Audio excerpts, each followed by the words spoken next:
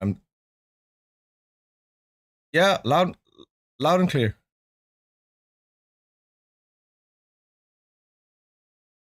Okay.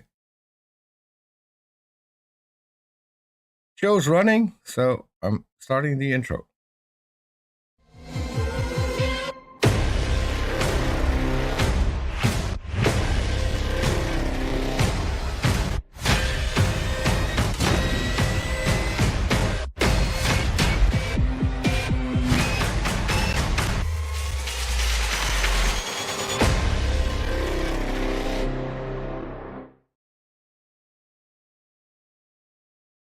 Hey everyone, and welcome back to the channel.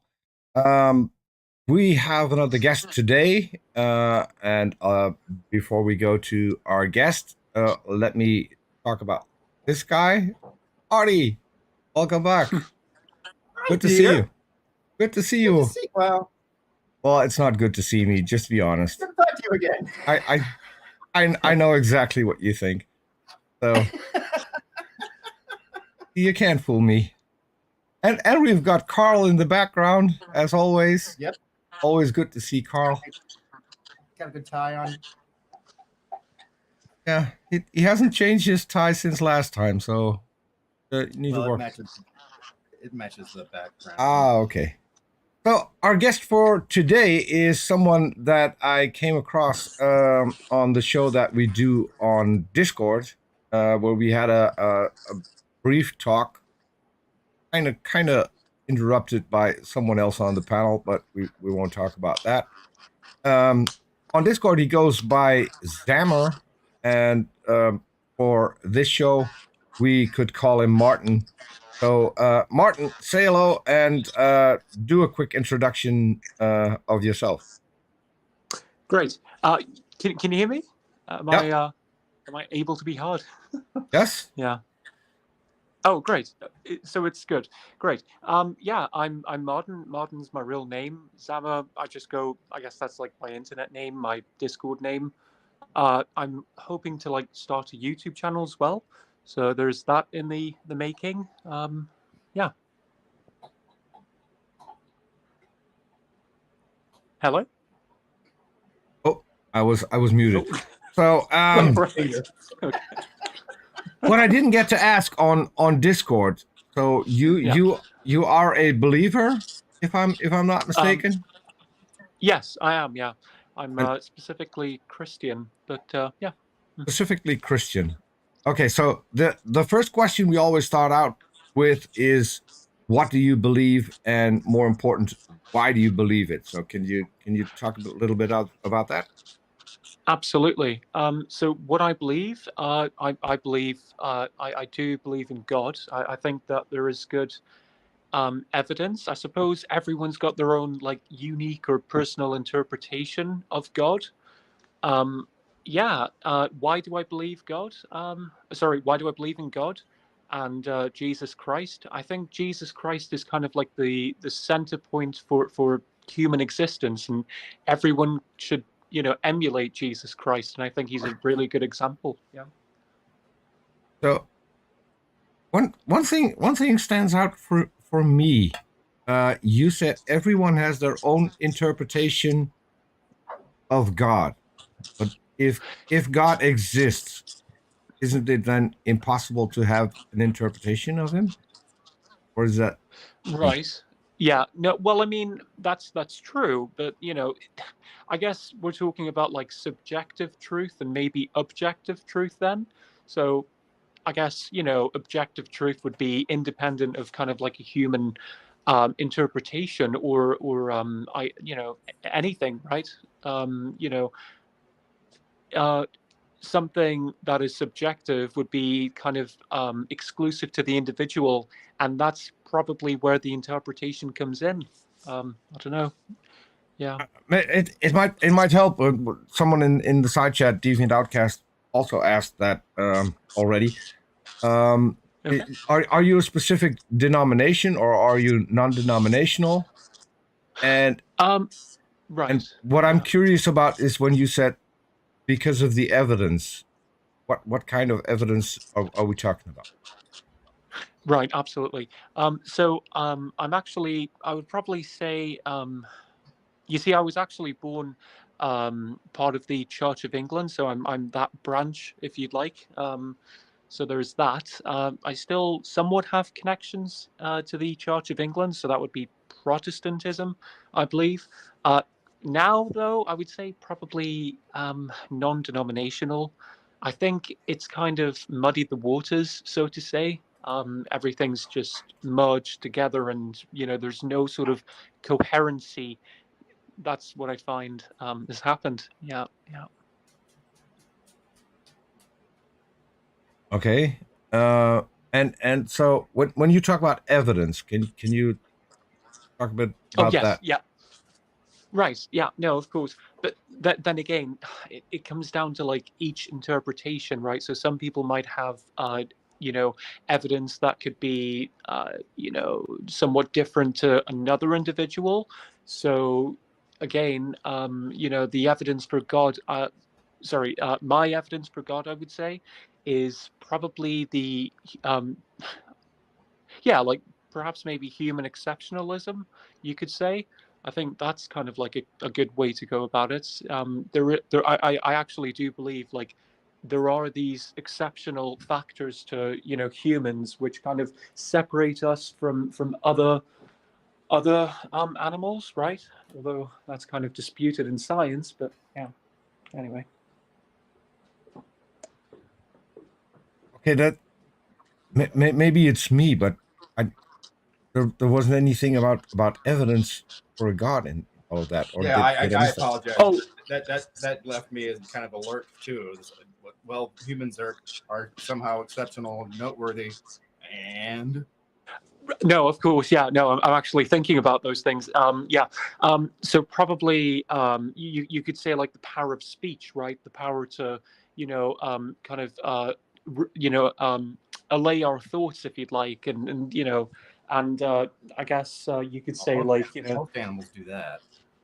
sorry, Most animals do that. what allay their thoughts? Do they? Yes, communicate.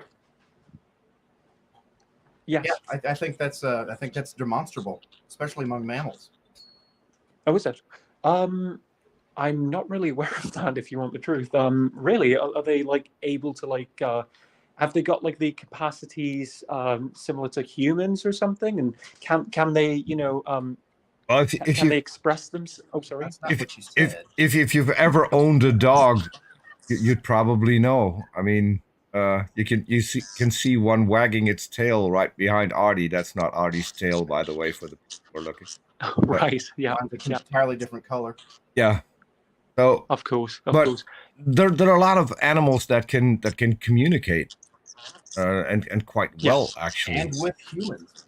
We have apes that can communicate with humans. Yeah. Right. Yep. Learning to interpret dolphin language so that they can communicate with humans. Right. Yep. Of course, but it seems to be okay. So one way you could kind of look at it is our Trying to language is kind communicate. of exclusive to humans, right? And so we can, the animals can't understand us though. So there is this exceptional factor, you could say, which kind of separates us. I mean, I don't know. I mean, I'm disinclined to consider that exceptionalism, but I can communicate with my dog pretty well, and so right. when he does something that he knows he's not allowed to do, Right. he expresses guilt. Yeah. When Yeah. he can express happiness, Yeah. joy when he gets a treat, things like that. Mhm. So there are a lot of things, but to me, is you're singling out the ability to communicate. Right. Yeah. When we're talking Oceans about tardigrades, I think they're a lot more special than humans because they can live in pretty much every environment we're aware of. They can live in extreme cold, extreme hot. They can live in outer space, things we can't do. So it depends on what you think Right. is special. Isn't that it? No. No. Of course. Of course. Okay. So in that case, I would say, or that instance, I would say you know, they aren't able to kind of like they're not able to write, and so we did have this conversation in the stage. Do you remember? I think it was like a week ago, I believe now, and I brought up like the exceptional factors in terms of, and I gave a few examples like such as writing and all that, right? And so and we seem to have like mimicked this, I guess this this notion or this yeah, I suppose notion from like God or something like that, right? And so we can kind of put pen to paper and kind of express our ideas or other things. It's yeah. God can write. Well, I mean, again, it depends. It again, it comes down to like the interpretation, right? So if someone is Christian, and obviously I'm Christian, and it does say like in John 1:1 that in the beginning was the Word, and the Word was with God, and the Word was God. So you could interpret that as kind of like the statement of all statements, to which all statements derive from. I guess that's kind of like a interesting analysis. Yeah. It's certainly interesting. Well, Right. see what you're doing now is I'll grant you that, my friend. what you're doing now is you quote the Bible, Right. but Yes. and this is a question that I've recently started asking pretty much every Christian I come across. Why should we believe the Bible? No, of course. Seems a difficult Oh, sorry. question. Seems a difficult question because I have yet to get a good answer to that. Honestly, if you want the truth, I'm kind of I'm not sure about like wanting to convince you of the existence of God. The reason being is because I. I'm not really sure I should take that away from you. Like atheists are atheists for a specific reason, right? Whether through whether that's because of emotional reasons or whatever have you. I feel like I shouldn't really take that away. So I am kind of in contention with that, if you want the truth. Yeah. So, Christ's sake, sorry. But there's there's no good reason to believe it. It's just up to your own interpretation. Well, I personally think there are good reasons, but yeah. But okay, but that's what we're interested in hearing what the good reason. All right, sure. I mean, I apologize for the interruption. Fucking Duke is trying to call me in the middle of this. I wanted to say before I was rudely interrupted. Sorry. Yeah. Okay. No, it's fine.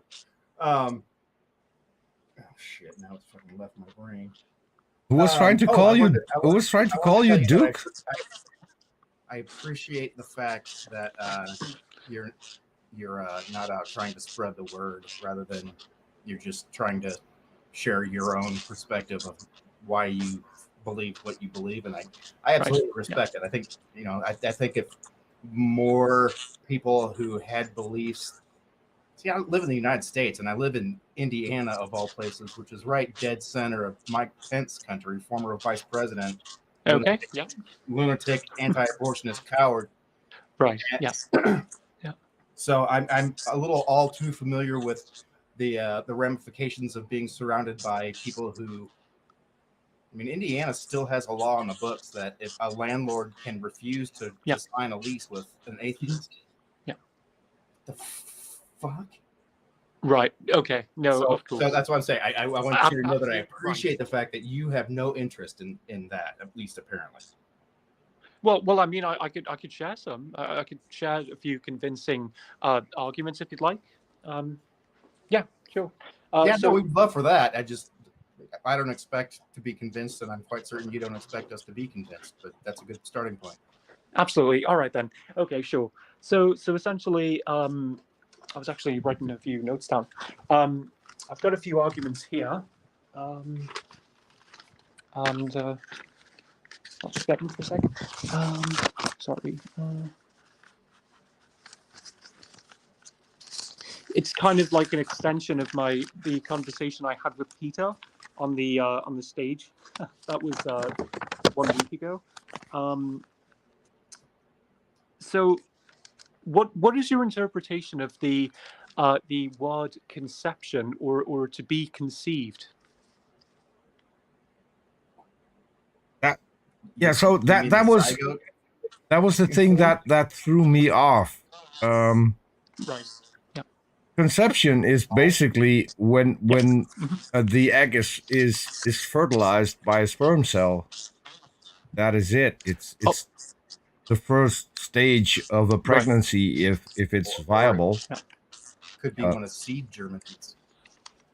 Of course, absolutely. However, okay, so then I'll have to ask the question: what is your interpretation of the word "to be known"? No idea. That's known. That's 3 words. To As a rock and roll fan, I can tell you that I have been experienced. Yeah. As someone who has had his own radio and TV show, it is being known is the fact that people recognize you, recognize your voice, people you've met, people you've talked to or listened to. I think that to me is of course, absolutely. However, would you say that to be known is exclusive to the individual? No, it's no. You can be known to a dog. How's that? You can be known to a group. How's that though? There are animals. There are animals who recognize humans. I think the problem we've already come to is how are you using the word known? Yes, I actually agree. I actually agree with that. Yeah, absolutely. Yeah. So I would say, so in terms of like to be known, is perhaps maybe to be perceived by other people, to be aware and all that. And so science is kind of they struggle with the they struggle solving the mystery of like the or the sorry or the sorry, I'm a bit nervous. Sorry. You're fine. Sorry about that. Yeah, I didn't prepare for this. Yeah, sorry. So I would say I can't get my words out for some reason. No, deep breath. Take your time. No problem. I know it's the first time actually. It's the first time. Sorry. Nobody can hate you from here. And nobody's watching because we're a tiny channel, so you don't have to be worried about large amounts of people watching. This isn't Fox News. No. Right. No, of course. Yeah. No, sometimes I just struggle to get my words out. That happens at times. Sorry about that. You're fine. No need to apologize. Yeah, okay, great. That's all of us present here. Yeah. I can vouch for that. Great. All right. Peter makes up words just to fill the space. Yeah. Of course. Right. All right. Okay. Yeah. Sorry. I do have like anxiety as well. That's a problem, an ongoing problem. But yeah. So. Okay, so going back to what I was talking about before, I would say to be known is kind of it's different in terms of like so kind of like a sudden realization, right? We are aware of other people, and so that requires some sort of a mind, right? To conceive of something is to kind of like to take in information, and so I would say that during birth there is this period where the fetus is known. Or sorry, the fetus is aware, obviously, and so this might actually this might be a strong argument against perhaps maybe the abortion epidemic, if you'd like. How much of being a fetus do you recall? How much of being a fetus? Right. No, of course. Right. I would ask similar before you were a fetus. Right. I would ask a similar question. What do you recall from the day you were born? Yeah. Because I don't think babies at the time of birth are aware. That comes a lot later. Right. Of course, no, that's true. However, the people around them are aware of their existence, right? And so there is this contingent line of like awareness, you could say, right? I'm aware that I'm holding a roll of tape. What does that do to the what effect does that have on the roll of tape? Right. Okay. I'm really not sure. I'm not sure that. Okay, I'm not asking that you. I'm not demanding that you come up with an answer if you're not prepared to give one. I'm just not sure. But you see where I see the flaw in what you've said so far. That Well, right. this was what we talked Absolutely, about yeah. on the Discord stage. Yes. I still struggle with why you think it is something special that once a baby is born it is known. Probably we would know about a child long before that, especially if baby Right. birds. yeah, I mean However, if it's sorry. not your own baby, Yeah. you might be aware that someone is getting bigger, or maybe they've told you that they're pregnant. They might even have Yeah. told you uh, what gender it is. Might even have told you what their name is going to be. So Right. that's different for a lot of things. But I don't see anything special about it.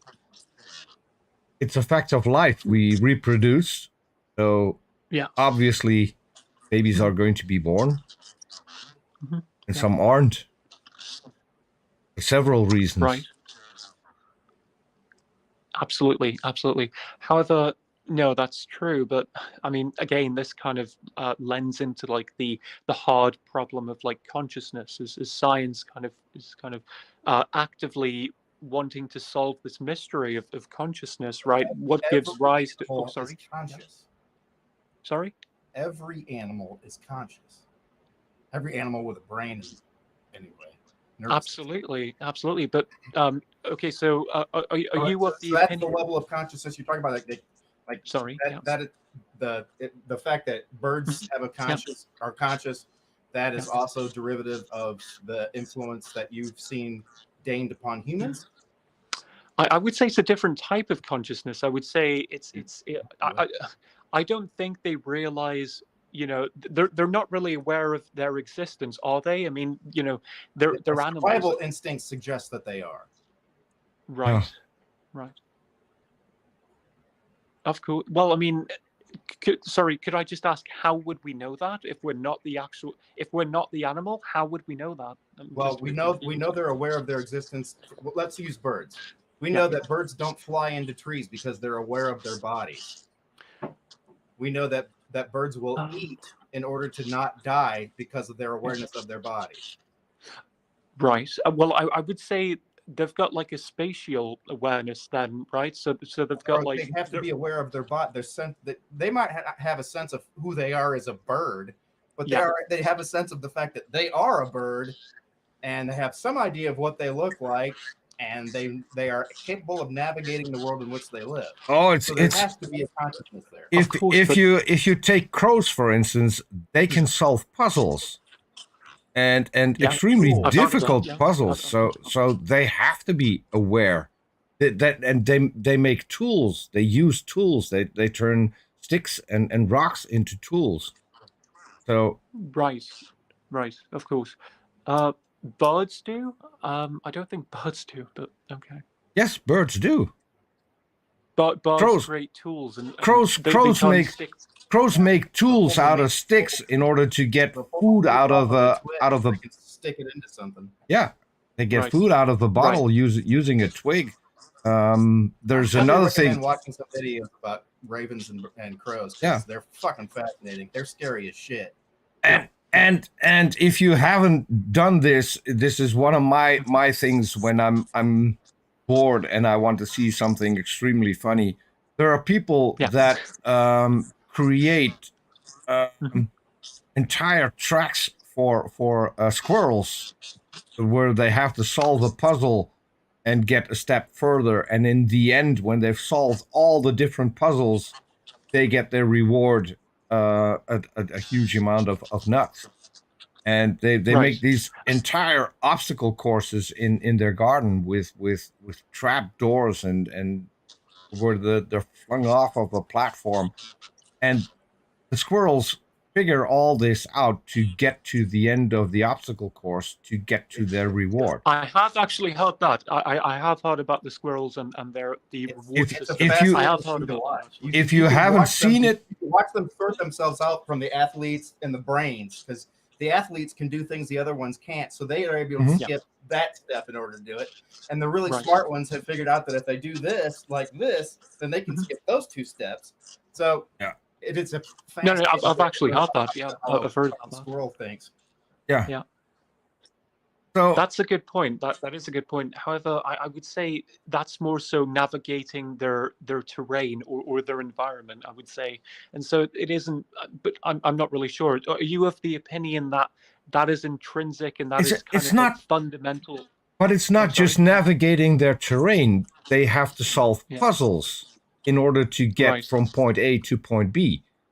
So they have to maybe pull a lever to open a door, and maybe pull a lever opposite to the door to get the door opened. And they will remember all of this. The next day, they're going to, if they fail at some point, they will come back the next day and they will remember all the steps until they come across the one they haven't solved yet. So there's also a memory, and this isn't unique to certain animals. If you've seen orcas hunt, they hunt in packs, and they have a coordinated thing. When they see a seal on a piece of ice, they coordinate to create a wave to topple the seal off of the ice, so they can eat him. And that's a coordinated effort.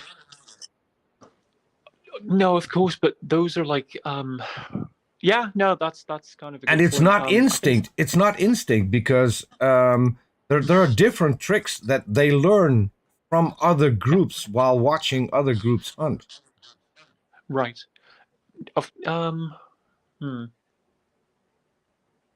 How is it not instinct though? I mean, if you can learn through observation, it's clearly not instinct. It is learning behavior through observation, and we can see this. Of course, but absolutely, yeah, certainly.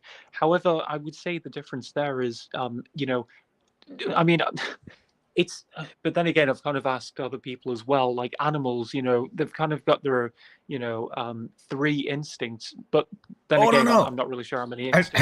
Have you heard of the monkey gangs in I think it was Indonesia, where monkeys form gangs with specific roles within the gang? So you've got the lookouts who stand outside of a shop watching if someone comes. Then you've got the ones who go inside the shop and steal the stuff. And then when they come out and make off, there are monkeys who will stay behind to make sure that the ones carrying the loot will get away clear. So this is a very structured gang with specific tasks for each monkey. And this is why they're successful in robbing stores. So that cannot be a survival instinct because they all have their own tasks that they need to fulfill. It's coordination. Yeah.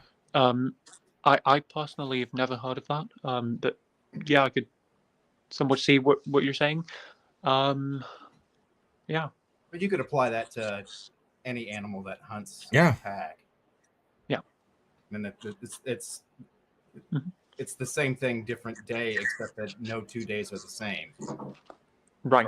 For a pack that's hunting, so they have goals in mind when they take off, and each dog or each wolf knows what their specific role is. Are they ones that are chasing it to try to wear it out, or are they a part of the group that's going to where they're being chased to, or do they hang out at the river just in case they make a cut for it, or these are all indications of more than just surviving on instinct alone. And humans have instinct. I mean, we have an instinct for language and communication, and babies smile because of instinct, and babies laugh because of instinct. So Yeah. It's not fair to say that, are we sure they're not doing that because of instinct? Because we communicate via instinct too.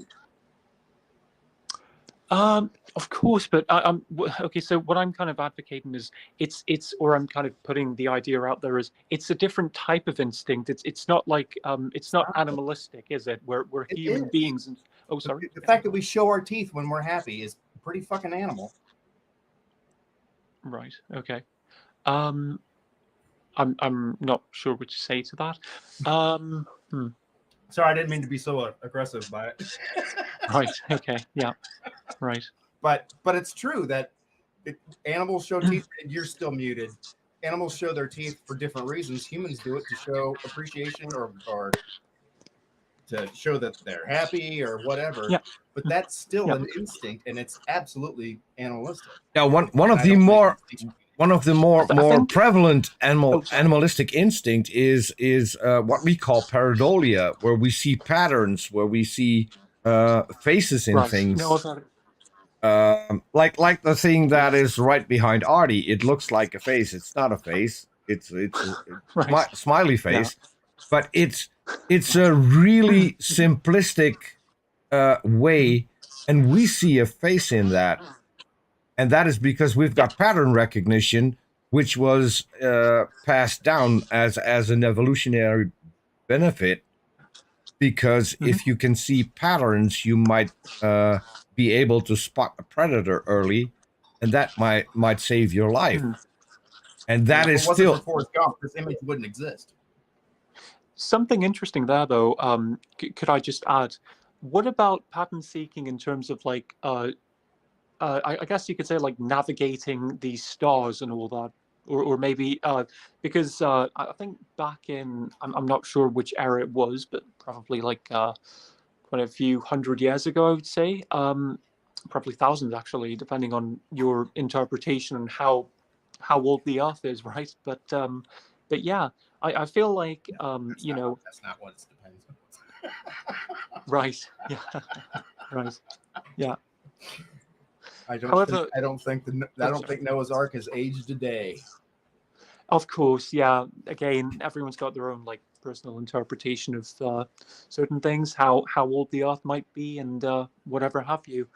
The point I was trying to get out there was the ancients, you could call them.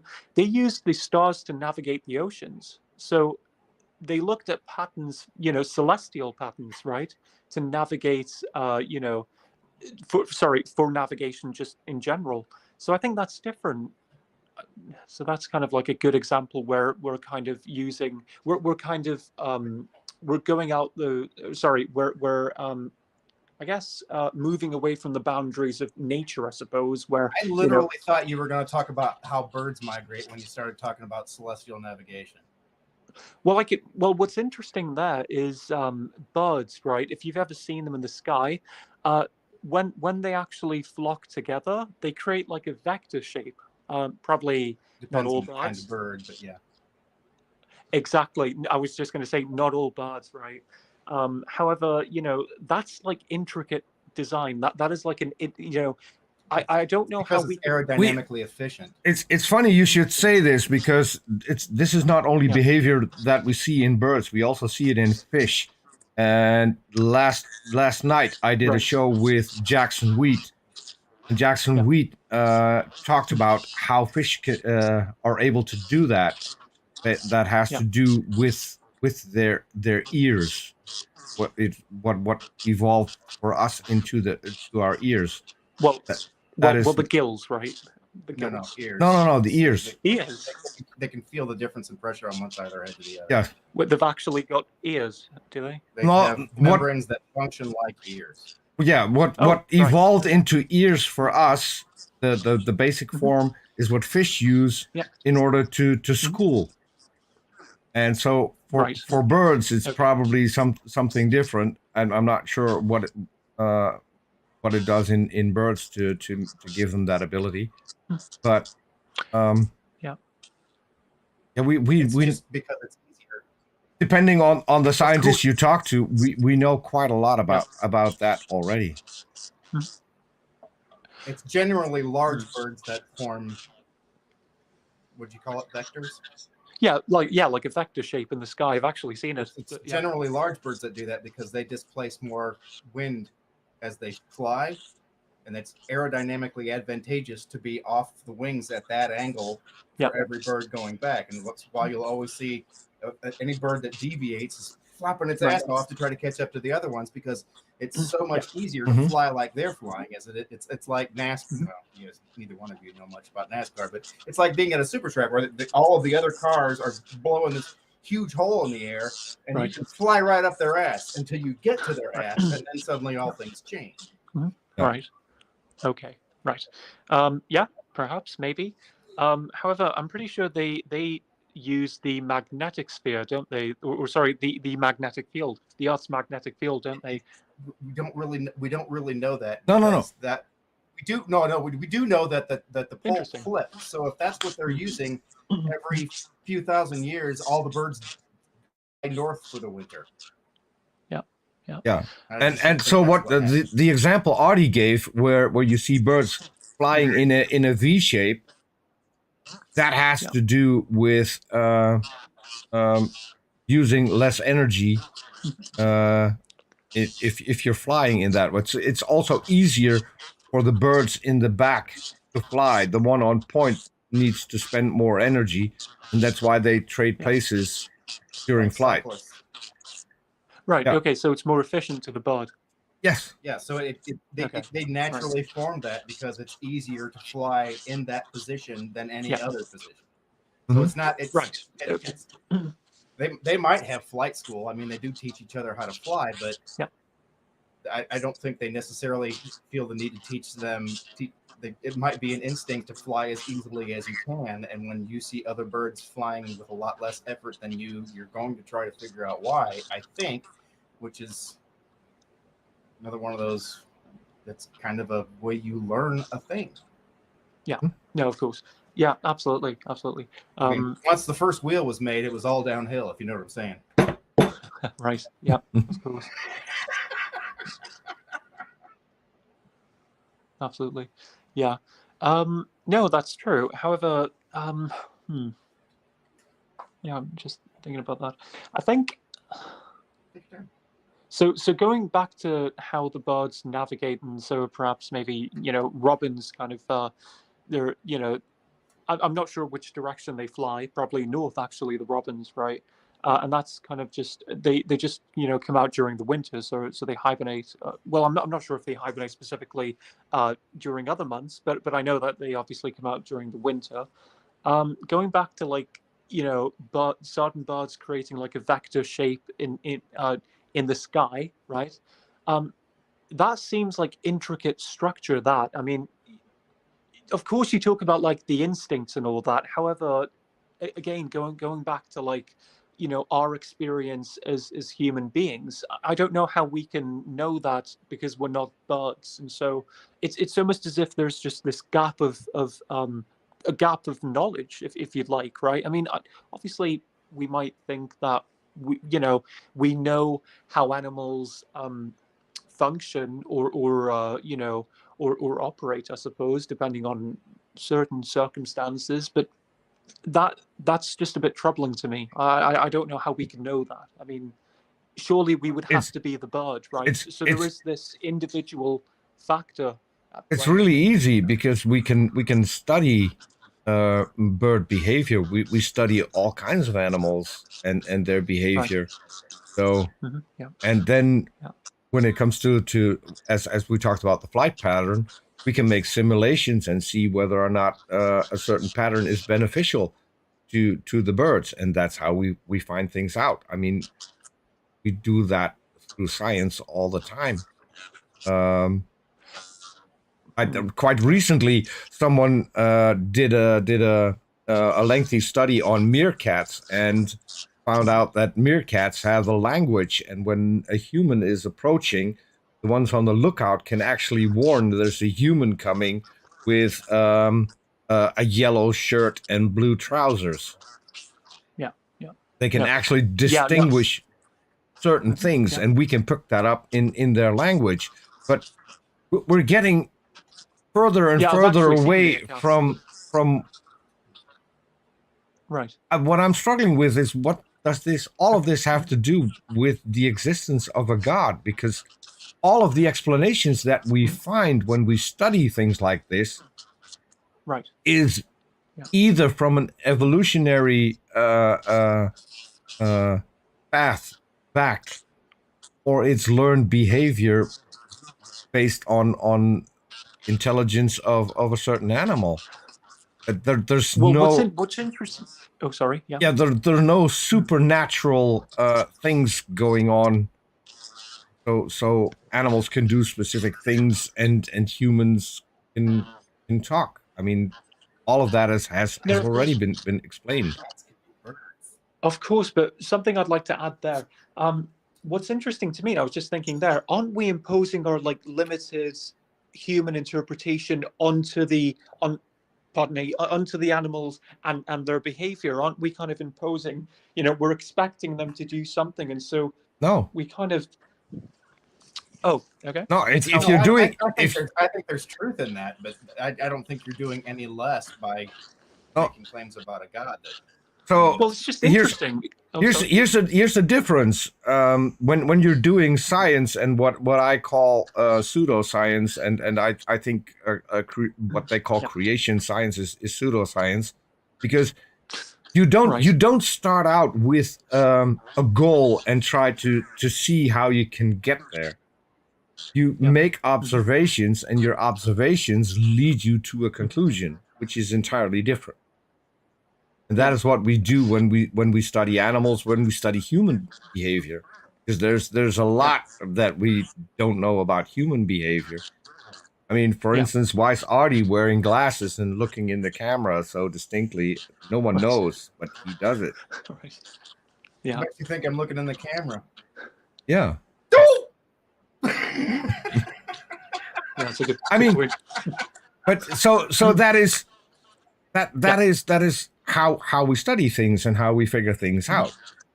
We don't set Right. a goal to our study, and we might study to explain a certain phenomenon that we observe. Yeah. But we don't have the end conclusion in mind when we start out the study. If that makes sense. It kind of does. However, it somewhat doesn't as well. In what sense does it have a goal? In what sense does? Well, I could kind of I could present like another or kind of like a counter argument if you'd like. What? I would prefer an example. Oh, sorry. I would prefer an example of Right. when science started with a conclusion and then looked for principles that applied. Yeah. I'm not really sure. I guess I'm not really too. I guess I'm not too privy on like novel science. I guess. Okay, then can I ask you why you said what you said, given Right, that you're not familiar with specific instances of it happening? Absolutely. Yeah. Sure. Yeah. Absolutely. Yeah. Well, I'm obviously aware of a few, right? Like I am aware of like the crows organizing things in certain finding patterns. I am aware of that. I'm also aware of squirrels having some sort of reward system, so they collect a certain amount of nuts and all. I am aware of those things. Yeah. Absolutely.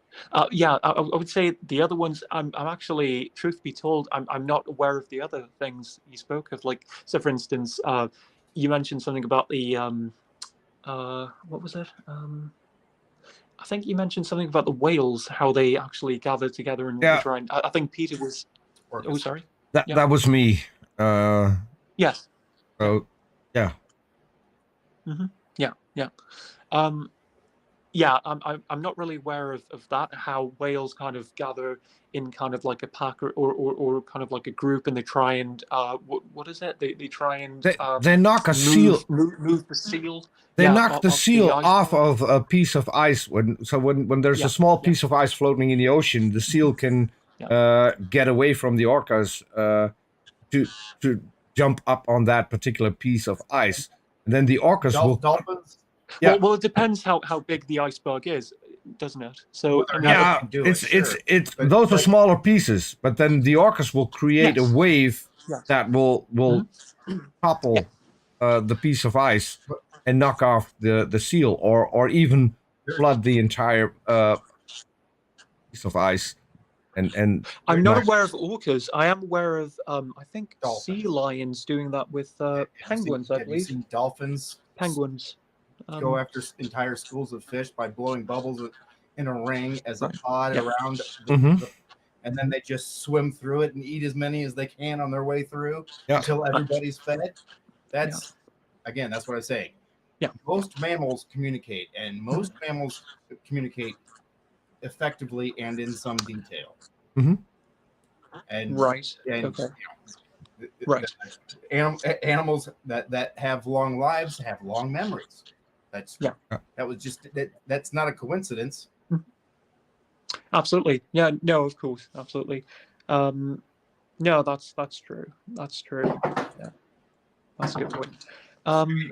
So I guess where would you like to go from here? Like, should we? I'm still kind of curious. I'm extend- still curious how you tie this Yes. into Yeah. belief in a god, because I don't see the connection. Because if you want to know Right. about Mhm. certain behavior that you see, or the thing you brought up, a baby being born, and then somehow you thought that it was known is something special. I mean, Well, nothing in that leads me to a god. So I'm really Yeah. curious why you chose. This is why I invited you, because I'm really Absolutely, curious about the connection you make from that to there Right. being a god. No, of course, of course. Well, I'm pretty sure I already said it before. Correct me if I'm wrong, but didn't I say earlier? I mentioned something about like there's this contingent line of dependency or something, and so it is at some point, right? You know, or sorry, I'll kind of add on to that. There's a contingent line of dependency in terms of consciousness and awareness, and I feel like that is exclusive to the known bit, right? It's like how could you know of something? I mean that's why I actually brought up, you know, I mentioned about animal behavior, certain animal behaviors, and I think I'm not sure who the other guy is, but he actually agreed that, you know, we're imposing our, you know, our human interpretation onto the animal, sorry, when we're not the animal, you know, ourselves, right? That's why I'm just a bit confused there, and so that's why I brought up, you know, the example of the animals. Yeah, yeah. So yeah. Hello.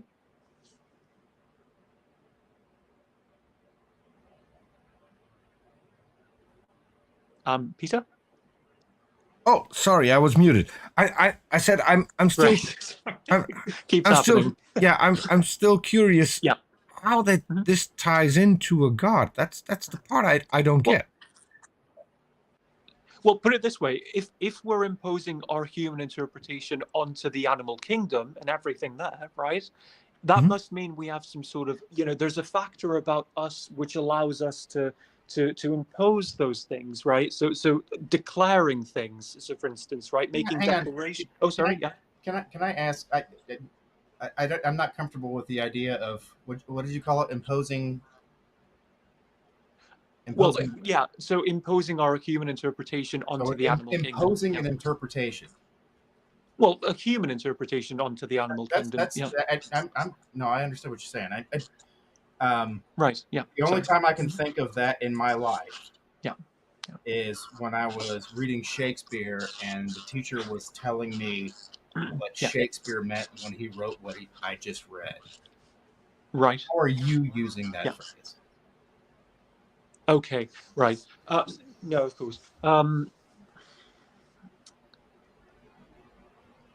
We're relating to each other what we see, and you're calling I Yeah. think you're calling that imposing our interpretation. And to be honest, I think I understand what you're saying, but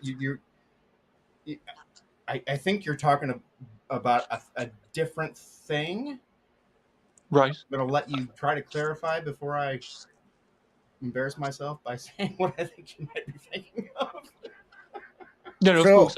So could you give maybe me more if I context? maybe if I can steal man what you said just there. So Okay. you Please, think great. that the observations we make is our interpretation, and different people can have different interpretations for the observations we make? Is Well, that yeah. what you Well, meant? okay. Well, okay. No, this is the thing though. Limited to their human experience, right? And so we're kind of deriving, you know, our so in that example of imposing our interpretation onto the animal kingdom, we're doing it through kind of like our own, kind of like an independent lens, which is exclusive to the individual and their life experience. Essentially, you could look at it that way. Can That's I it. ask you for an example again? Right. I Right. realize Uh, these are few and no, of far course. between, but I think that's quite clear, though, isn't it? I mean, that's I'm afraid it isn't. how At so. least not to myself. Which is why I asked for an example so that I could relate that No, example to the idea that you've shared. no, of course. But well, here's the difficult thing. Like every human being has their own, unique experience or whatever it is, right? And so, it's exclusive to the individual. I don't know what someone else experiences, so I am a bit bemused about that. I'll be honest. And I don't mean this. I'm not trying to be the least bit insulting. I have a genuine curiosity. When I was in school, Right. Yeah. at least I think it was 2 or 3 years. Yeah, 2 or 3 ish Yeah, years Yeah. of my primary can education. be much more. Included, I know you. It can be included much more than 3 years.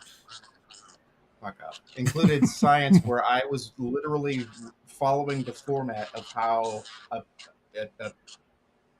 an experiment would be submitted for review. No. Of course, I'm just trying to think of one. That's the thing, though. No, I'm trying to I'm think of, like, asking. Is that did you get an education in that process? no, absolutely. Oh no, absolutely. Okay. Yeah, Okay. yeah. No, absolutely. I'm just trying to think of one that So okay, Because I so don't think you can follow that format and start anywhere but with the hypothesis, right. Yeah. Yeah. and then you're literally telling the rest of the science community to Yeah. prove you wrong. I don't see where the failure in a single or even collective Yeah. opinion is. I don't see where that's a thing, and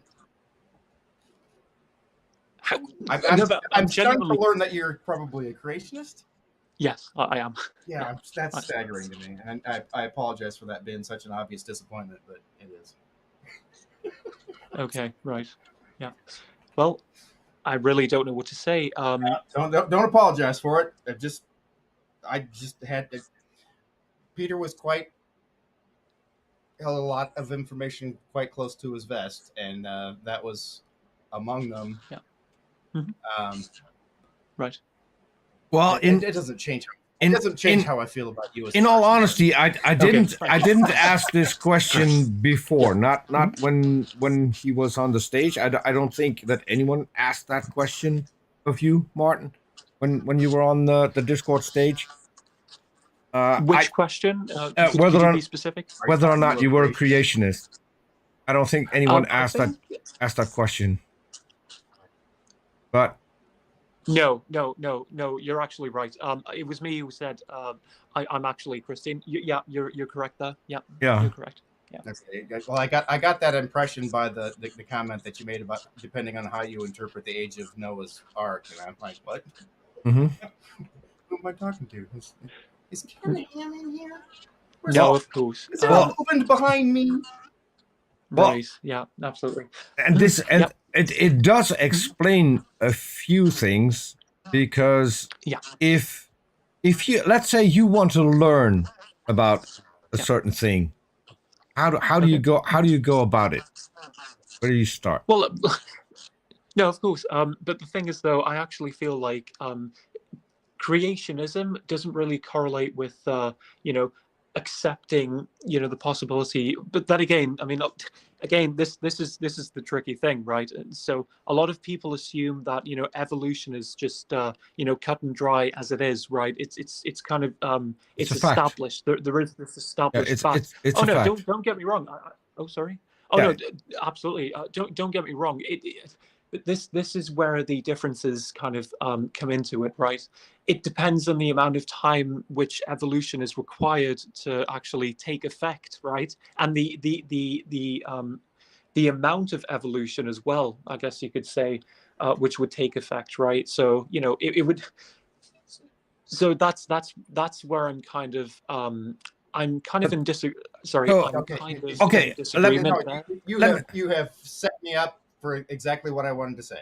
and Okay. I want to say just one thing before you start. I mean, Yeah. time is not really an issue because we can see evolution happen in real time.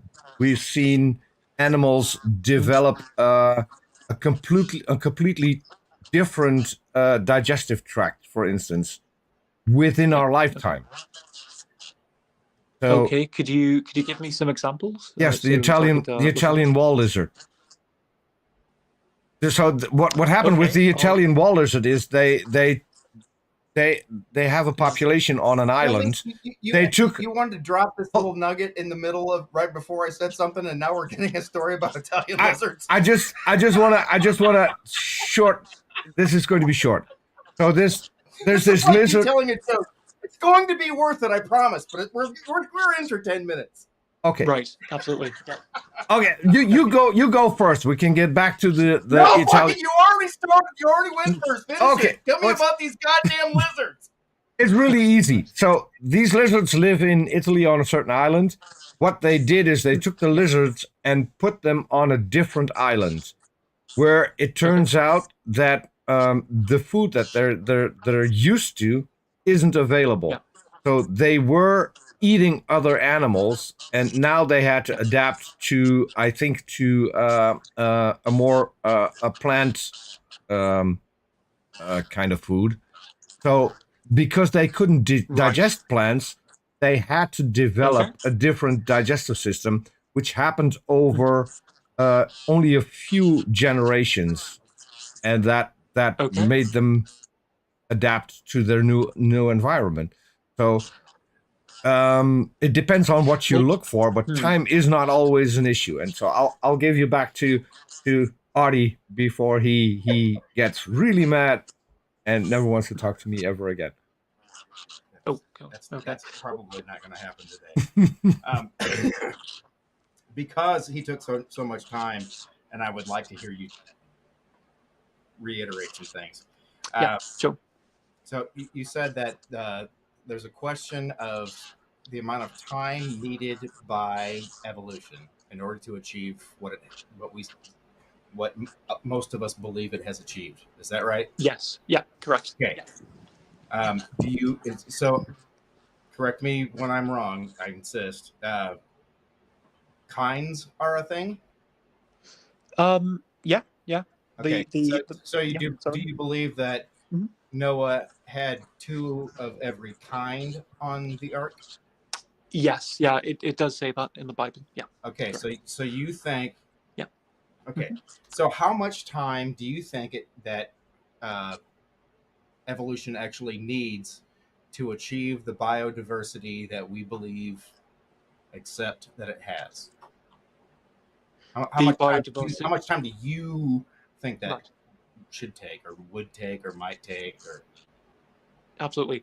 Well, I mean, what is purported by scientists is like what is it? Millions of years. I'm pretty sure millions of years, and yeah, I'm just a bit skeptical about that, and that's my opinion. I mean, Well, you're I'm not obviously skeptical. aware of. You've gone so far as to commit yourself to the other direction, and more power to you. I'm not trying to.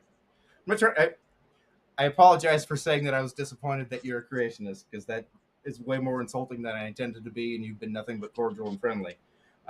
Thanks. Excellent. But it did hit me a little because I wasn't prepared for it. Right. Okay. So if I can jump in really quick, so the oldest fossils are anywhere between 3.8 and 4 billion years old. It's not millions of years. It's a bit more. 1,500 years, give or take. Which fossil are you talking about specifically? Because I think that would be a big hint. The first. Can I finish my shit? God damn it! It's just I got one goddamn point I'm trying to make. Right. Yeah. I apologize.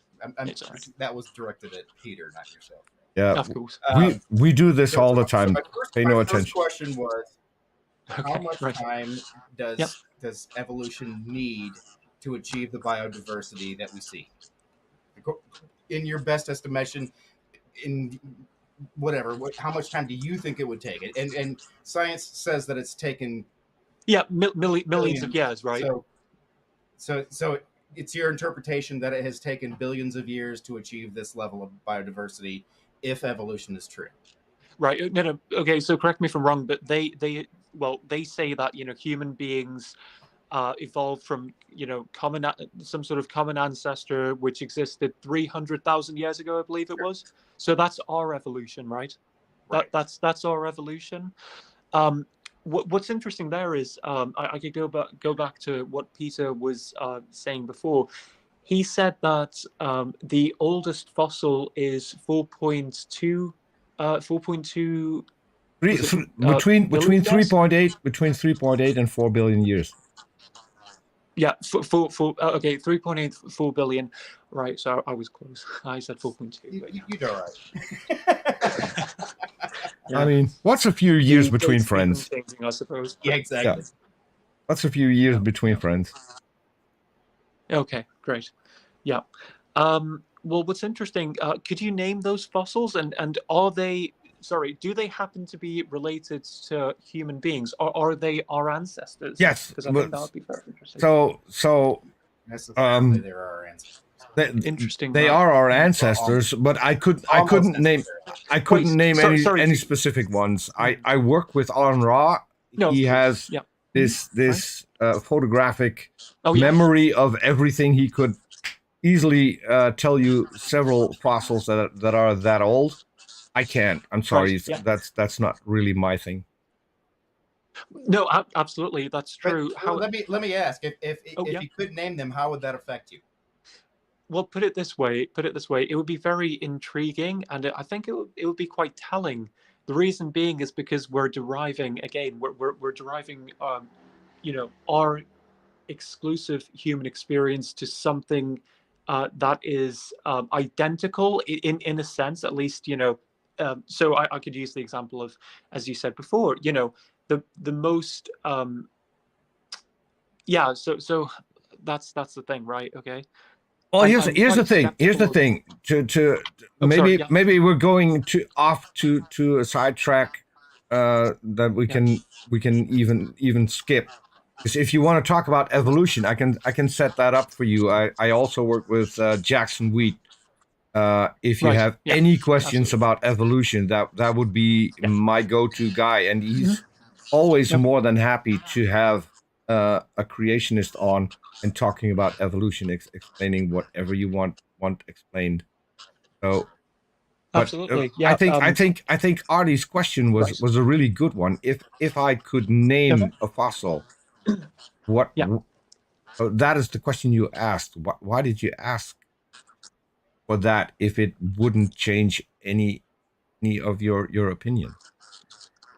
Well, what's interesting is you specifically of course, but you specifically singled out, the oldest fossil that we were supposed to be related to. So you didn't, choose a fossil that, say, maybe like, I didn't say we were related to. I said the oldest fossil we've found so far. Question. What evidence do you have for a 3,000-year-old fossil? Yeah, I really don't have any. Sorry. 4,000-year-old fossil. Yeah, I really don't. Sorry. Any fossil that's 4 digits old. Yeah. Any knowledge of how fossils are formed and why that kind of age is literally impossible? No, of course. Well, I'm actually aware of how fossils form, but the thing is, though, okay, so I know that doesn't happen in 4,000 years, and we have fossils. Is that correct? Yeah. So 3,000 years, probably. Yeah, that wouldn't be long enough. Yeah, you're right. Yeah. Okay. So, but you accept that fossils exist. Yeah. And that they're fossils. Yes. Yeah. Absolutely. So you believe in the trickster god that placed fossils that are older than the planet he created? Right. Yeah. You see why I can't believe what you believe just based on that? Well, no, of course, but again, it all depends on like how you I guess decide to interpret the evidence, No, right? it doesn't. I literally just asked you to tell me about a 4,000-year-old fossil. Right. Yeah. You know that you can't do that. Right. You know that fossils exist, and you know they take longer than 4,000 years. Mm-hmm. So what does that say about your trickster god? No, I've actually had this argument before. I'm really not sure. I'm really not sure. I mean, okay, so this is the thing, though, right? Is it actually conclusive that these fossils are dated? It doesn't matter the later age on. of the fossil. It's the you and I are talking about how long it takes to form a fossil. Yeah. Not any particular fossil. Okay. Any fossil, a plant, an animal. Mhm. I don't give a fuck what. Any fossil, you know, it takes longer than 4,000 years. However, right. You believe that the world is about 6,000 years old and that everything died at 4,000 years ago. Actually, roughly, that's about. Well, I mean, correct me if I'm wrong, but I never actually stated, the age of the age of the Earth and what I believe the age of the Earth is. I never actually stated that. You didn't, but I'm using familiar math from familiar creationist sources. I apologize if they don't apply to you. Great. But I do recognize that you were talking about the age of Noah's Ark, and that has a lot to do with whether or not we got dinosaurs or not, and the implications are mammoth. Oh, that was ironic. Right. Yeah. That's a good pun. Actually, that's good. Yeah, I should have said the implications are mastodon. Right. Yeah. Stick with mammoth because I'm Dutch and we have had the first mammoth meatball. We weren't allowed to eat it. I actually heard about that. Wait, was it Holland or was it like Italy? It was in Holland. I heard like Italy actually wanted to introduce it as well. Yeah, it was in Holland. They dug up a full mastodon out of the neighborhood that my parents. They dug a pool. Yeah. That's not what they dug. They dug a pond and found a full mastodon, which is funny because they dug this retention pond last. Right. Which generally, when you're developing a property, you want to dig the place where the water goes first. Yeah. It's as if they found the bones and then thought, fuck this. Right. We got houses and roads to build. And then they went back to it when when all the roads were in and they started building houses and thought, oh, we found a mastodon. Right. It is one of, I don't know, I think there's something short of 50 complete mastodons, and the one they dug out of that fucking pond is one of them. And I want to go back to one other thing that you and Artie talked about just a few minutes ago about interpretation about how old something is. So we have radiometric dating, and I recently did a show with Jackson Wheat where we had a guy on that's actually his field, radiometric dating. Right. And I was blown away with what we've come to learn over the last few years, because carbon dating, we can actually pinpoint to pretty much the day. I wasn't aware of that. And the way we found that out is because we know when in Italy the big volcano erupted. Is this about the lizards again? And what? Is this about the lizards again? No. In Italy, you have what's the city that was buried? Yeah, I'm pretty sure it's Pompeii. Pompeii. Pompeii. So we know the date when that happened.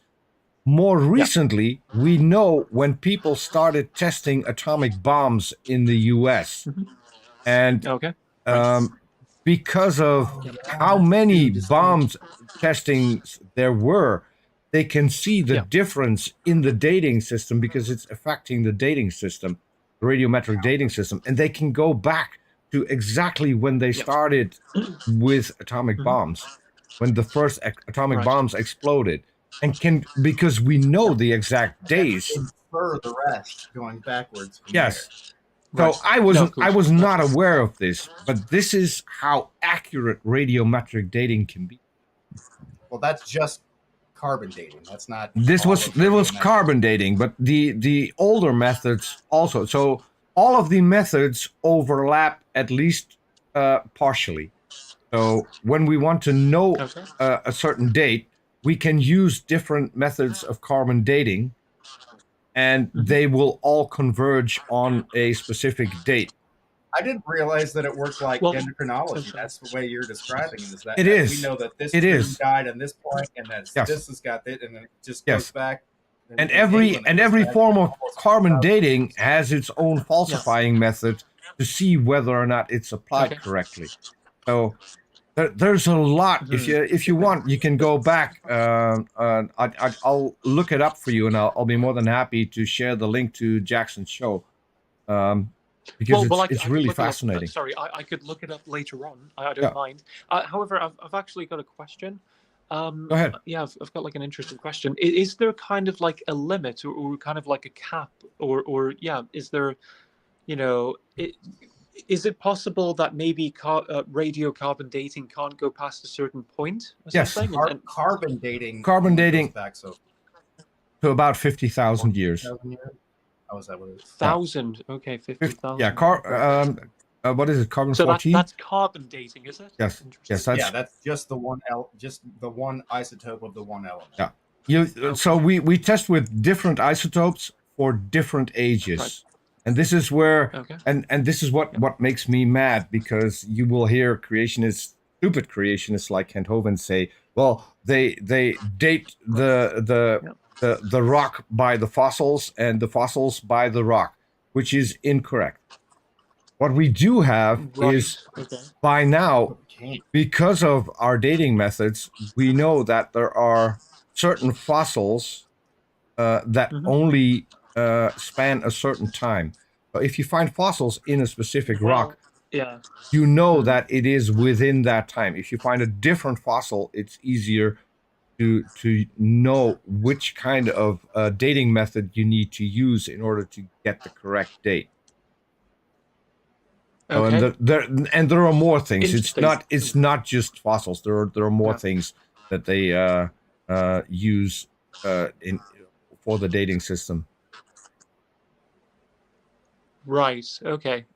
Yeah, interesting. So correct me if I'm wrong. You did actually agree that there is kind of like a limit to carbon dating, but what about radiocarbon dating? Do you know what the limit is there? That's the same thing. So radiocarbon dating and carbon dating is the same thing. It's both radiometric dating. So it's radiometric. Yeah, that's correct. Yeah. But for carbon 14, I'm actually quite confused. Carbon 14 dating. I'm actually confused there. Yeah, carbon 14 dating is accurate up to about 50,000 years. And for older ages, you need to use other isotopes. And I'm not that familiar with which isotope for which age we would use. I'll Google it so that we can go through the whole litany of them. No, I've actually heard about the, I believe they're called radioisotopes. I've actually heard of those. They're all radioisotopes. Yeah, they're all radioactive isotopes. And so because of their half-lives, all of those have different half-lives. And that's how we can use them in different dating in older or younger. Hovind never passed a chemistry class in his life. No.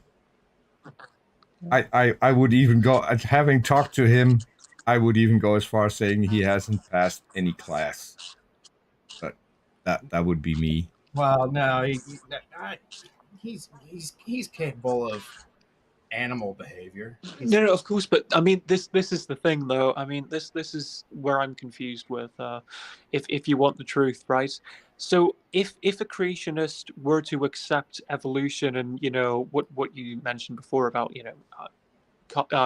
so apparently, I mean, I even I thought I don't that want to there was a insult you, specific difference Martin. between radiocarbon dating I and swear to carbon God, dating. if Oh, sorry. Yeah. Martin, I don't want to insult. He's leading into the whole rest of the thing that you interrupted me with in the first place. Could you just let him speak, please? Thank you. Great. Thanks. Thanks. Go ahead, Martin. God damn it. Artie's That's all right. Artie's Okay, the but- only co-host who Yeah. will keep me straight. Literally, he is. Yeah. Absolutely, yeah, of course. But surely, no, I was just thinking there. But surely, to for someone to compare, or there does seem to be a set difference between radiocarbon dating and carbon dating. The reason being is because you're adding on, the concept of radiation, right? So there does Everything radiates. No, of course, yeah, of course. So yeah, no, that's true. But surely that is kind of like the determining factor for the alteration of changes, if you'd like, or else they wouldn't have to add, radiocarbon dating, and they wouldn't have to, there wouldn't be these differences between, radiocarbon dating on one side and carbon dating on the other side. That's where I'm confused with. I'm just a bit confused. There aren't, but again, I'd ask you for an example. But I'm trying Right. to go back to the thing that we were talking about. That we were talking about evolution and how much time it needs to achieve the biodiversity that we have now. And you agreed with what the prevailing science is, that it would take roughly 3.8 billion years or whatever the fuck it is. And that you don't think we've had that kind of time. However, you believe that there was a single cat kind on Noah's Ark. Now, how long ago do you think Noah's Ark was?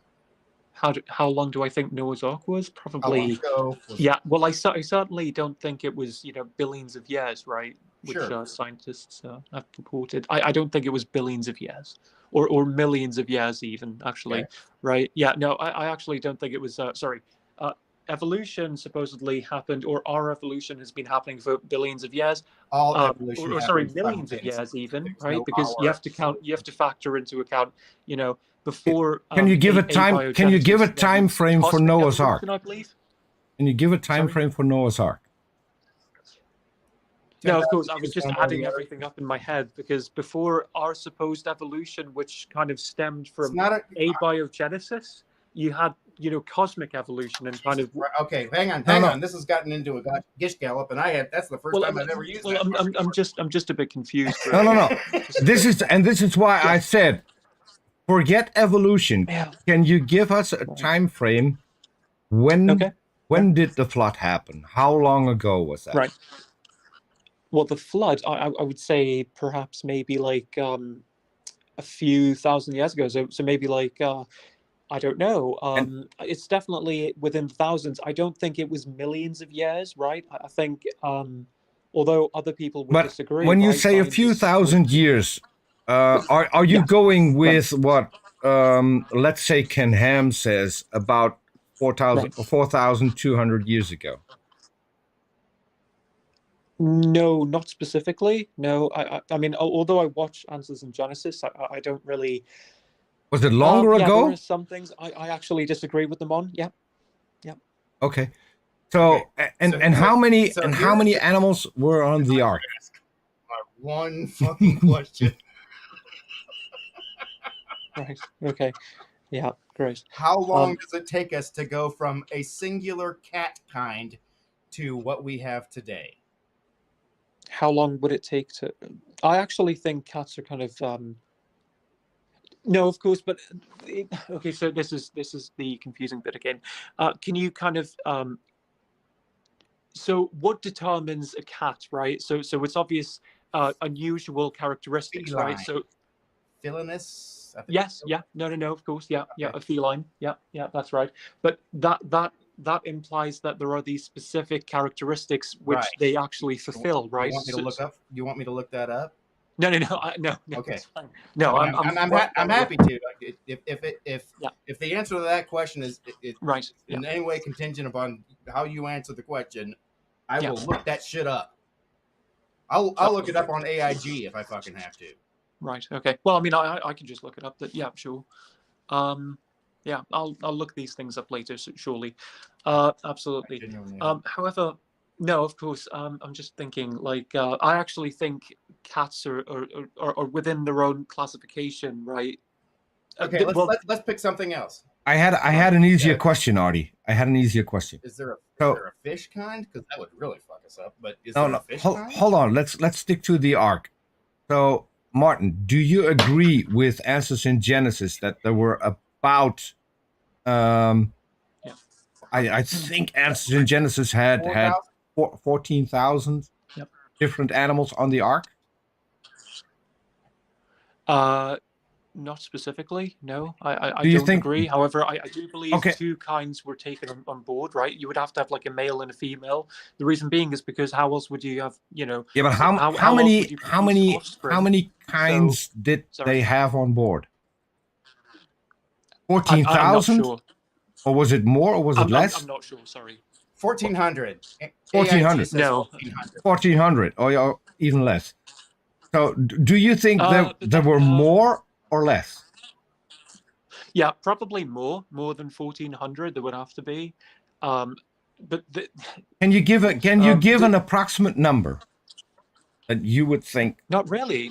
I actually can't give a definite number. It's like I'm not sure. Sorry, I'm not sure. You know, but all I know this is a genuine criticism, and I'm uncomfortable with the notion that you believe that it happened, but you haven't considered the particulars. Right. Okay. Yeah. Because this is genuinely, according to the book, this is all based upon what humans did and can do. There's no mention aside from the gathering of the animals. Though there's no talk about how God zapped them into test tubes and they're all just stacked up against the walls or some shit. Right. Okay. So sure. So it becomes. Honestly, this was kind of the beginning of the end for me, and I think it was for a lot of people. And it's not because I saw pictures of a giraffe's head sticking out of the fucking ark. Yeah. Okay. That has nothing to do with Noah's fucking ark. Okay. That's a Christmas present from a girlfriend with a good sense of humor. Great. Yeah, absolutely. But the reason I asked the questions that I did regarding evolution is that you're saying you accept that it takes this long to get from A to B if evolution is true, but what you seem to lead, what you've had told us is true, is that kinds exist and the diversity of life for each kind happened since the beaching of Noah's Ark. Yes. Correct. How would that take place? How do you put marsupials on two different continents? No, of course. But this is the thing, though. I mean, do you allow for people to be, or specifically creationists, to be skeptical of, scientific claims? Absolutely, I expect you to be skeptical of scientific claims. Well, what I don't expect all. Is for you to be skeptical of claims made by the big two creationists, to my understanding and because I'm American, Ken Ham and Kent Hovind. Those are the two that, and then whoever the fuck Kent Hovind stole everything he's ever said from, that guy. Okay, right. Okay, sure. Okay, yeah. No, absolutely. Just to make this clear, I'm not skeptical about everything that scientists purport. It's just when it comes to our evolution and all that's kind of where I'm just a bit confused, right? If you want the truth, I think there are these exceptional factors which kind of. Oh, sorry. Yeah. I'm fine with absolute and genuinely. That's almost a relief at this point. Yeah. But I'm curious. I'm curious though. That you don't see eyelids and fingernails on other apes when they don't exist anywhere else. Yeah, I would extend the question a little. How much have you studied about human evolution? How much have I studied? Or have you ever? Oh no! I've absolutely no. Obviously, I'm aware of, again, the purported claims. I accept that there is, a form of evolution which does take place, and I think that there are these minute changes. These had to have been huge changes, because you're giving from the beaching of Noah's Ark to now to go from kinds to what we have. That's a lot of fucking evolution in thousands of years for us to not be able to witness it happening at that kind of speed now at all. If we had that kind of evolution, we would see about 6 or 7 new species every single day. Every day. No, but okay. Correct me if I'm wrong, but aren't you supposing that? If I'm no, that's isn't that literally wrong? No, that's based. That's why the age of the planet matters in the diversity of what evolution is able to achieve. And that number is based on what Ken Ham says would be the maximum amount of animals on the Ark, and then putting that against the number of different animals we see today. So then you can make a calculation in how fast evolution would happen, and how fast we would see completely new species. And that comes down to about 7 new species a day, which we don't see. Not to mention how many animals had to die after that. And I have to give a heads up. We're approaching the hour and a half. So right. And not that I want to cut this off, because I really love the conversation. It's really interesting. I'm really enjoying it. It's really good. I mean, you can. Let's promise to do this again, because this has been great. Because I'd be more than happy to have you back as many times as you want, and talk about all of this, because absolutely these are the kind of conversations we're looking for. As I told you, the thing on Discord sometimes goes into a dumpster fire. When you and I talked, it became a dumpster fire between me and T-Jump, which it regularly does. Yeah. But I mean, I like these kinds of conversations better. Because you mean the ones where you get to interject and have a no goddamn and the whole thing is where we don't call each other names, even though you're close. I know. You're close. You ancient fuck. See, there we go. But I mean, I know you don't. I know you mean that, but you don't really mean that. But I am, by the way. But see, this is jokingly. I can take that, but I hate it when and this is Peter's nephew. This old Peter is. This I was there when Noah's Ark was built. That's how old I am. According to Artie. But so no, I just hate it, and this happens on the Discord stage a lot, where we have a guest on, and they have a lot of abused hurdles towards them, and that's the part I don't like. I mean, of course, I know. I'm very bad when it comes to that, because I mirror behavior. So if you start calling us names, I probably will be calling you names. But no, I wouldn't have picked you for the show, Martin. I wouldn't have picked you for the show if I didn't have the idea that we could have a decent conversation. Because thank you. We've had more people. He wouldn't have invited me to join him to talk to you if he thought it was going to turn into a fucking tire fire. I know. He knows how much I enjoy a tire fire. Yeah, I mean, absolutely. Yeah, sure. Yeah, you want to start lighting shit, I'll blow up bridges with you. Yeah. So, but here's the thing. When speaking about human evolution, there's a lot of things that I could point you to. As I said, I work with On Ra, and I had the pleasure to speak with Donald Johansson. For people who don't know who that is, that's the guy who found Lucy. Interesting. Oh yeah. And a lot of weird stories are said about that. I also was able to talk to Neil Shubin, who found Tiktaalik, the first animal to go from sea to land. So, and the more I talk to people like that, the more fascinated I become with what we actually know about our own history. And it is it is such a beautiful mechanism, and once you start studying it, even as superficially as I have done, it is one of the most beautiful things you can see, and you can actually see it. Yeah. Because as I said, we've observed evolution both in the lab and in controlled conditions in the wild. Oprah lamented that atheists don't ever feel a sense of awe, and she was absolutely ignorant with that Yes. comment. Right. Yes. Okay. Sure. Yeah. Sure.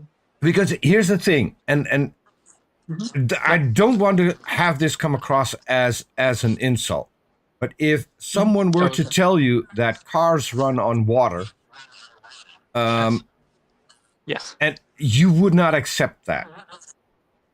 Whereas we do have people who deny entire fields of science, paleontology, even history, geology, biology, Geography.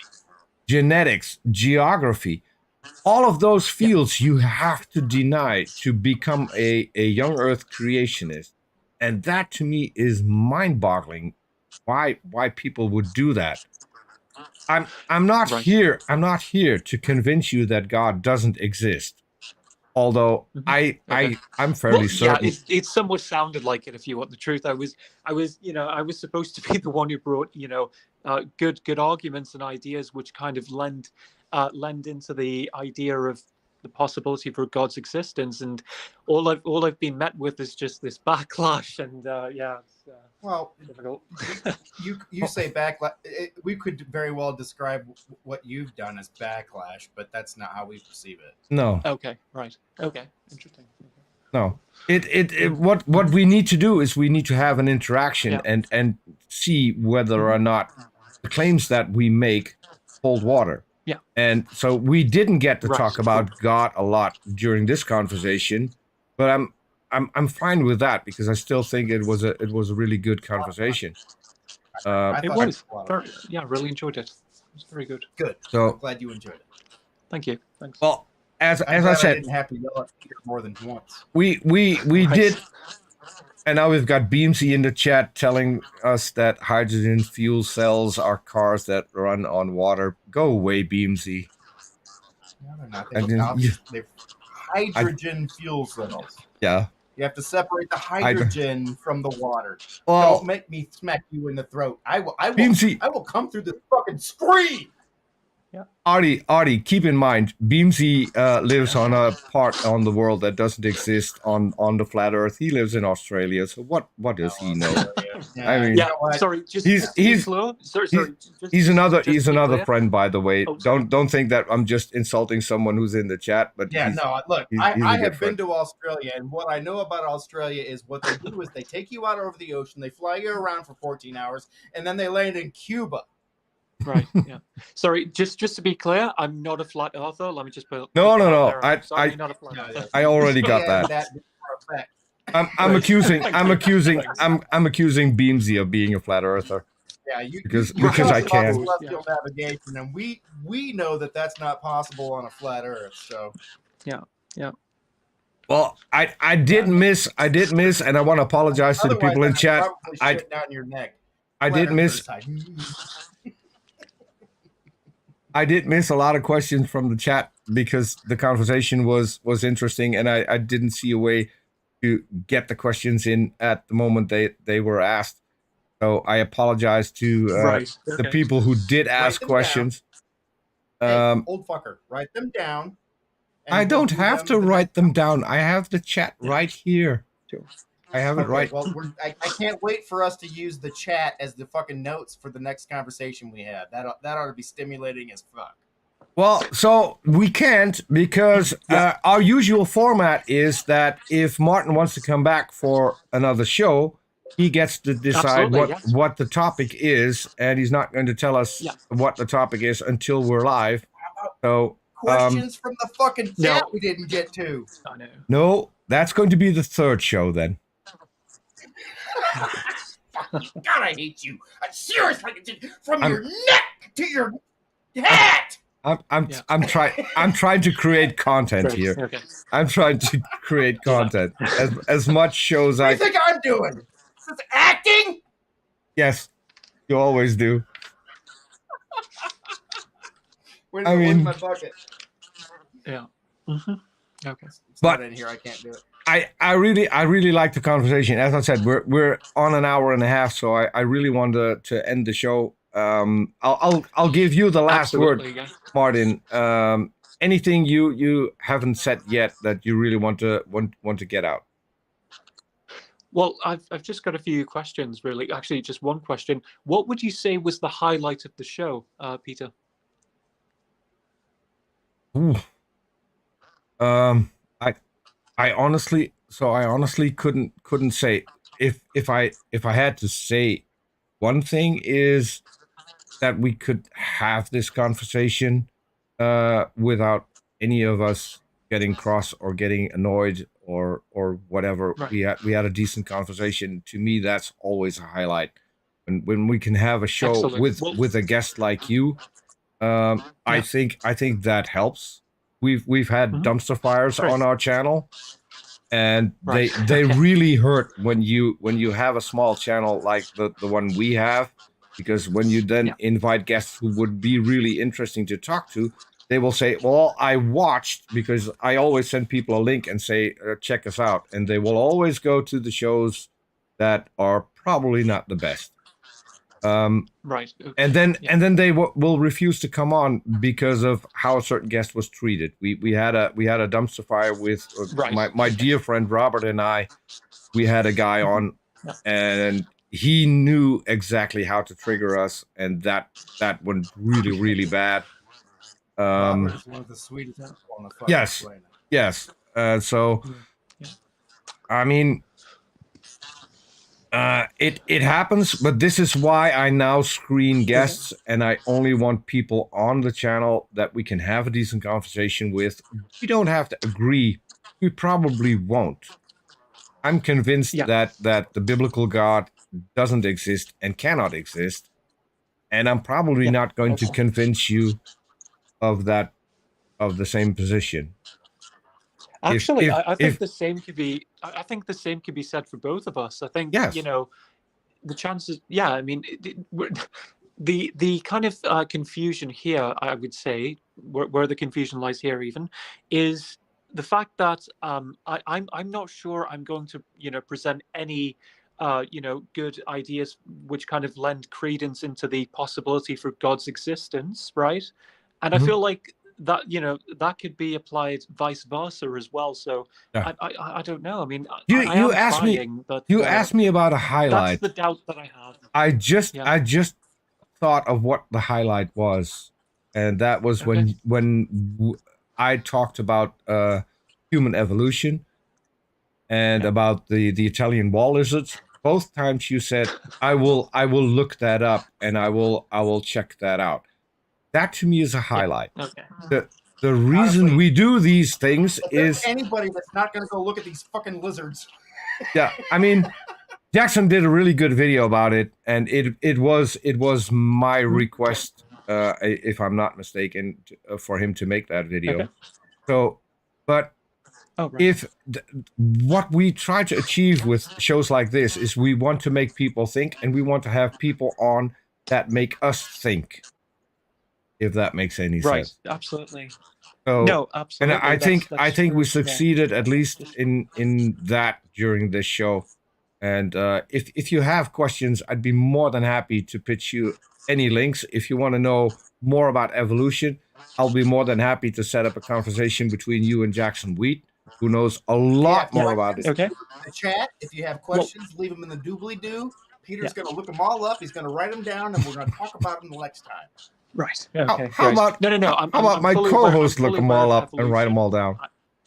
Because How he's about, yeah, just go ahead and forward those files to me. I'll do it. No, I am fully aware of evolution. It's just the extent in which the changes are kind of expected, right? Or That's why- sorry. That's I why think- I asked you about how long it should take to do a thing, because to me, it seems like since Noah's Ark probably drifted ashore, if it actually did, we have had some outrageously fast evolution that for some reason stopped as soon as we started recording history. Audie, we do have a question that I can get in at the moment. We do have a question I can get in. That's a question from Beamsy. And Beamsy says, why is Artemis so ragey? It's because he is, Beamsy. See me when I'm not medicated. That's why we're friends. I mean, Right. It's kind of why we're friends. I'm the quiet and the reasonable guy, and he's more. Yeah, you definitely seem like it. Absolutely. How many times have I had to tell you to shut up? Okay. Yeah, certainly the level-headed one. That's for sure. I think, yeah. Okay. A lot of fun. Martin, I really want to thank you for coming on. I want to thank everyone who was in chat and didn't get their questions answered. I'll try and do my best and filter them out so we can do that. Just send me I got it. Yeah. Oh, no problem. Artie's going to do it. Everyone in chat, note. Artie's going to note all the questions, and if you leave some in the comments, he will check those too. And we will be back another time. Martin, thank you a lot for coming on. This was absolute fun. Enjoyed it. So stick around until we've ended the show. Okay. Yeah. Stick around until we've ended the show. Thank you everyone in chat. We'll be back hopefully next week. If all goes well with our next guest, and then the week after we're going to probably have Nathan back, the guy we had a couple of weeks ago. If you want to check out on Raw, Blasphemers Bible, probably going to be 5 p.m. U.S. Central on Wednesday. So keep a lookout for that, people who follow us over there. And if you want to check us out on Jackson Weech channel, that is every Thursday at 7 p.m. Central, where I'm really delighted to be a co-host. I'm the dumbest guy on the panel when I'm there, but it's a lot of fun. It's a lot of fun to do. So keep an eye out for that. Follow us on Twitter, hit the like button, and catch you all next time. Bye, everyone. Listen to this.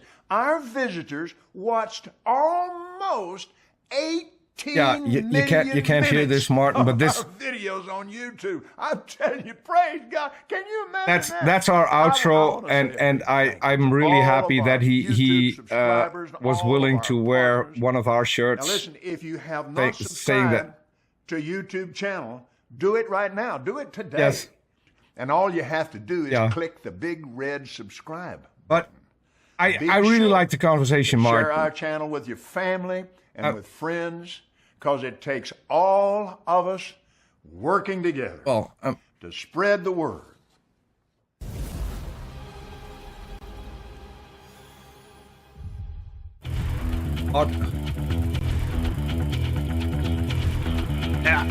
I never